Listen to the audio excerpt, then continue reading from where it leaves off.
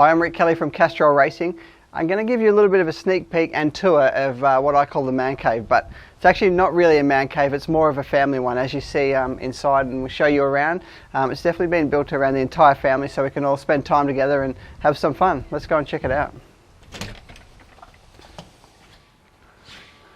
So firstly, this is something I've been working on for probably 2.5 years, and it's been a project I've really enjoyed. My father John and I actually erected most of the shed. Obviously our background is construction in Mildura, so we put it up, and he taught me a lot through that process. So it's been pretty enjoyable from that point of view.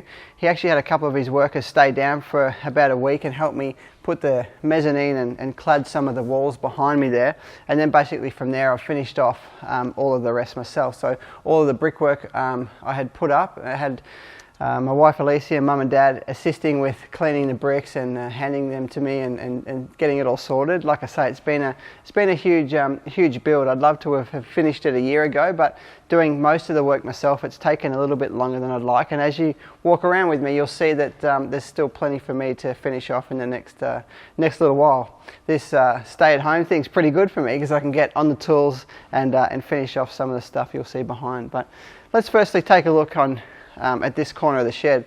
Obviously I've been in supercars now for 18 or 19 years, so I've had the chance to work with some great brands and pick up some great product and use it along the way. Mostly stuff that I would use anyway.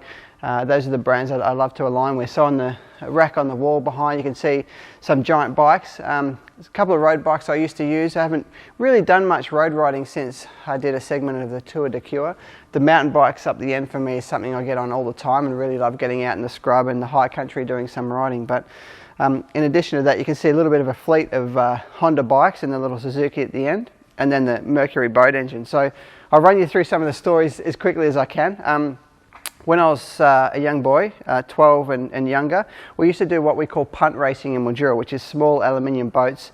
We used to have 18 horsepower Taihatsu engines on it that Dad and his mates would work on, and those little boats would do about 45 mile an hour, and Todd and myself were used at times and enjoyed being used as the swingers, if you like, so leaning from side to side and jumping up the back with Dad and so on. And I specifically remember a race from Pooncarie to Wentworth, which is a couple of small towns near Mildura, where Dad and I were racing along, and we got passed by this really cool little boat we used to call the Bee, with a Mercury 44 XS on the back. So that memory for me is stuck with me since I was 12, so I'm 37 now. I'm not sure how many years that is, but quite a lot. And I just remember it passing us around the left-hand corner and the sound of it. And from then on, I'd fallen in love with that engine and looked for one ever since. And I just recently come across this engine in America at the end of last year and managed to get my hands on it and get it shipped over. So I've just built this wooden stand you may have seen on social media. So over the next probably 10 years, I'm going to rebuild this up and restore it back to brand new. But that's the significance of that engine. On the floor here, we've got a Honda leaf blower that myself, but more so my little son Lex, who's 5, has pulled apart to teach him a little bit more about how things work and how to use tools properly. Obviously, got a fair few tools in the background we'll go through, and more importantly, how our engines work. So, a bit of a work in progress there, but something I'm pretty proud of to show him how things work. I remember as a kid pulling things apart, and I'm yet to teach him how to put things back together. That's the next stage. Quickly work through the bike. So this is a little Suzuki ALT50 that firstly my brother Todd learnt how to ride a motorbike on this actual bike, and then I did a couple of years later, back in 1983, the year I was born. We have managed to track down that bike, and when my son Lex was about 1, I restored that from the ground up.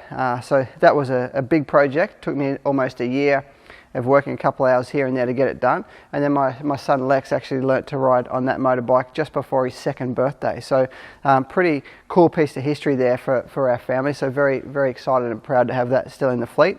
Lex's CRF 50 that he currently rides almost on a daily basis, which is pretty fun. Now this is a little monkey bike. I actually bought this off eBay. So this is the 40th anniversary monkey bike that came out in 2007. I always wanted one of these and missed the 50 bikes that got released into Australia, and like I say, managed to find that on eBay a few years later and buy it. So this little baby's gone up in value. And then this is the bigger sister bike, a monkey bike that came out only about a year ago. And you might have seen me ride this one out to the first night race we did in Sydney Motorsport Park. That was a little bit of fun. A Honda Grom, which I've had for a few years, and then a Honda CR 250R. So this is the 2007 model, which is actually the last two-stroke that Honda made in this model. I found this one in Perth and bought it back in our race transporter a couple of years ago. So yeah, that's the fleet of bikes I've got here. Got a couple more in Mildura that I play with from time to time, but a bit of a rundown on why I've got these bikes and the significance to me. Obviously got some product here from Castrol to keep the bike serviced. Found this tall boy here actually in Bathurst. So I swapped him a bonnet and managed to get this one and bring it home. So it's a pretty cool piece of oil history from Australia. As you walk through, you'll see the floors are polished. That's so that we don't see the cracks in the concrete, but also so that we can do skids and donuts on here without marking up a painted floor. So it's something pretty cool. But as we walk over this side, you'll see a couple of snap-on toolboxes. So obviously got all my tools in the tall one here, and then this second one is actually a roll cab I got off Snap-on to build and house all the components for my remote control jet car that I've been building over the last few years. So you might have seen a few years ago I attempted a land speed record for a remote control jet powered car, which is the one over the back there.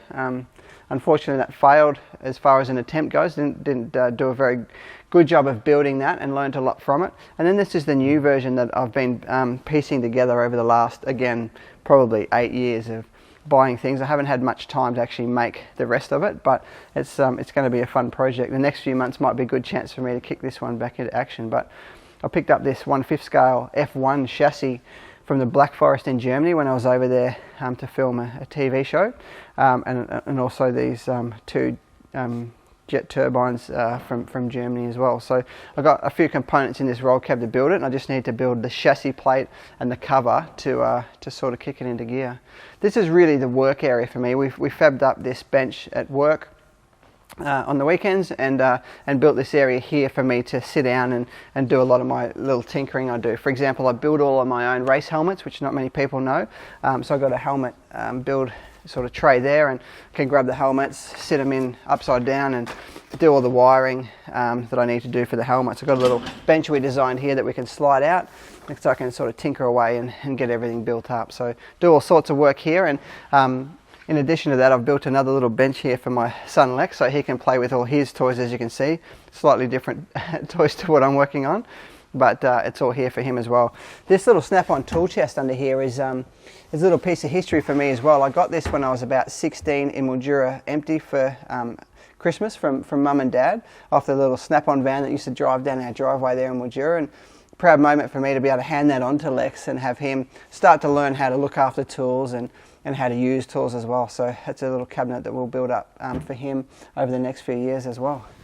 In addition to the tools and the work area we've got a bit of an area to relax here. So I mentioned outside as we come in, I built the shed really around the whole family. So I've got a fireplace here, some couches, and if we swing around you'll see the LG screen up on the brick wall that I put in there. So basically we can come here and watch documentaries or movies or cartoons for Lex or whatever it might be. There's a coffee table Todd gave me for my birthday, which is pretty cool. It's one of the old Nissan supercar blocks that's been used, and this is a steering wheel out of my race car as well that I mounted on some gear components that's been used for one of our gearboxes. So a little bit of supercars history.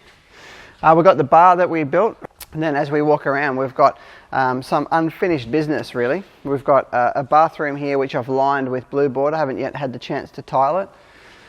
A storeroom here for some of the bigger items to get them off sort of the workshop floor and packed away so they're hidden. A spiral staircase I bought off eBay, so just slightly sketchy. Upstairs is a bit of a gym and reaction testing room and another storeroom. And as we walk around you'll see I've got a couple of 50s cars that we're into our 50s stuff. And then a big mess, because this is sort of where I'm working at the moment. So I might quickly reference these boats. Back in the early 2000s, obviously just moved to Melbourne, had a bit of spare time on my hands in and out of the race car, 2002 to sort of 2004. And so a few of us, myself, Todd, Garth Tander, Nathan Pretty, Paul Wheel and a couple of mechanics as well, Johnny Panozzo, that was working with us at the time, built these boats, and we used to race against each other. So they got 25cc whippersnipper type engines in, and we got to the point where in my garage I would make the boats from the ground up. So I took a mould off something that was pretty cool, and I used to lay up the fiberglass in there. I made a spray booth, had a plastic sheets around the clothesline at home, and for a full week I could basically make a boat from the ground up ready to put in the water. So haven't had much time to use these. Basically haven't used them in probably 13 or 14 years, but with having a 5-year-old son now, he's getting into this sort of stuff, which is cool for me because I can dust them off and start to work on them again. Obviously still got scissor lifts and stuff around that I've used to paint and do bits and pieces. And then if we swing around here, this is the room I'm working in. So I'm about to line the walls here in what I call the fab shop, and start to build a welding bench and put the sanders and grinders and stuff in here so I can work, and this will be more the dirty area of the shed. So I've got an exhaust fan I've put in, and like I say, can sort of do some welding and grinding without making a mess through the entire shed. So beyond that, I might just swing you around here and see, this is a wall I've built with some memorabilia on it. So we've got the roof that we won Winton with on the Nissan a year ago. The engine bonnet from Townsville a couple of years ago, some belted up doors from when I raced for Kmart in 2003, 2004, and a couple of signs. So through 18 years of supercars, there's a lot of memorabilia that we have in different sheds. So as I get time and as I find them, I'm going to actually put all of that on that wall. I've never been one to really put much of this stuff on display from my racing career, but obviously I'm sort of more towards the back end of racing now, so I'm pretty keen to put on display a few things that mean a fair bit to me. But that's about it. You know, we could go into detail on the shed for hours and hours. To be honest, it's something I'm pretty happy with, pretty passionate about. It's taken me a couple of years to build.